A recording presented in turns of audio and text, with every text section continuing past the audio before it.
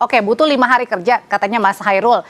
Kalau 5 hari Betul. kerja, Mas Hairul, kalau analisanya sendiri, apakah memang harus ketemu dulu dugaan tindak pidananya, baru kemudian diblokir, atau memang ini sudah sesuai prosedur?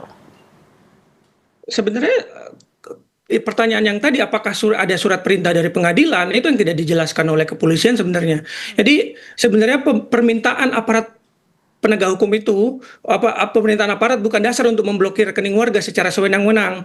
Aparat dan bank itu harus menjelaskan siapa yang memberi perintah, perkara apa yang sedang diperiksa, dan apa hubungan dana tersebut dengan tindak pidana. Ini yang belum dijelaskan oleh kepolisian sebenarnya. Dan tanpa itu sebenarnya pemblokiran itu tidak memiliki dasar hukum yang bisa dipertanggungjawabkan. Kalau kita lihat pasal 140 Undang-Undang Nomor 20 Tahun 2005 tentang Kitab Undang-Undang Hukum Acara Pidana, itu mengatur bahwa pemblokiran merupakan upaya paksa yang harus memperoleh izin ketua pengadilan.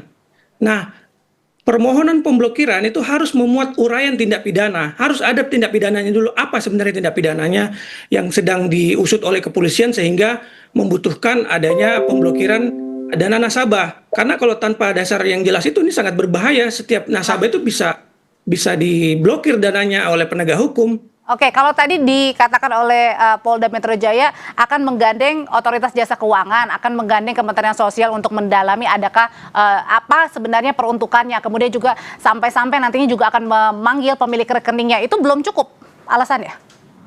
Ini berarti belum ada dong dugaan tindak pidananya. Kalau diblokir dulu baru dicari, itu berarti ada logika yang salah di sana. Kecuali polisi sudah melakukan penyelidikan beberapa waktu yang lalu sehingga menemukan bahwa rekening ini ada indikasi tindak pidana, maka mereka melakukan pemblokiran. Tapi tidak. Ini pemblokiran dilakukan ketika masyarakat Pati akan melakukan aksi demonstrasi di Jakarta. Jadi secara timing sebenarnya kita bisa menduga kuat bahwa tujuannya memang untuk membuat gerakan demo di Jakarta itu terkooptasi sehingga masyarakat Pati itu tidak bisa menyampaikan aspirasi mereka secara damai di Jakarta. Dan kita lihat timing 5 hari, kalau kita pakai logika Mas Torik tadi 5 hari kerja itu kan berarti setelah tanggal yang direncanakan selesai. Jadi memang tujuannya kalau kita bisa melihat ya tujuannya memang untuk mengkooptasi gerakan demonstrasi pada tanggal 27 tersebut, karena pada tanggal 27 itu ketika kita menggunakan logika ke 5 hari kerja itu belum bisa dilepas pemblokiran tersebut. Oke, ada setuju dengan pernyataannya Mas Hairul, Mas Torik?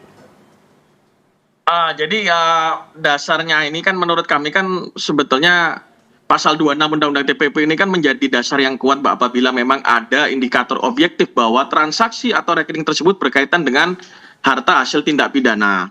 Jadi bukan semata-mata karena ada transaksi dalam jumlah tertentu atau karena dana tersebut akan digunakan untuk suatu aksi. Nah, kemudian itu kan ada 2 pasal yang dijelaskan oleh, saya tadi baca-baca dijelaskan oleh Polda Metro Jaya. Yang satu adalah terkait justru tentang pasal 237 Undang-Undang P2SK, Mbak.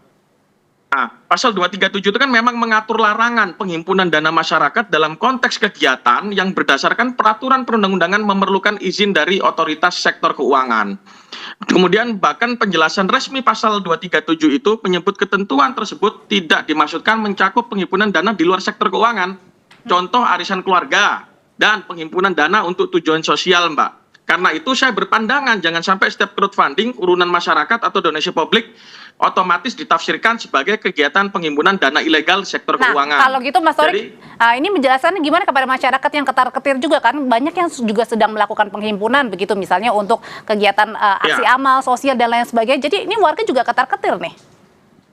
Enggak, jadi masyarakat tidak perlu khawatir, Mbak. Artinya perbankan itu kan punya GCG ya, clear governance itu kan di dalam organisasi mereka itu sangat diperlukan. Kemudian mereka diatur di undang-undang juga. Mereka ada unsur prinsip asas kehati-hatian yang harus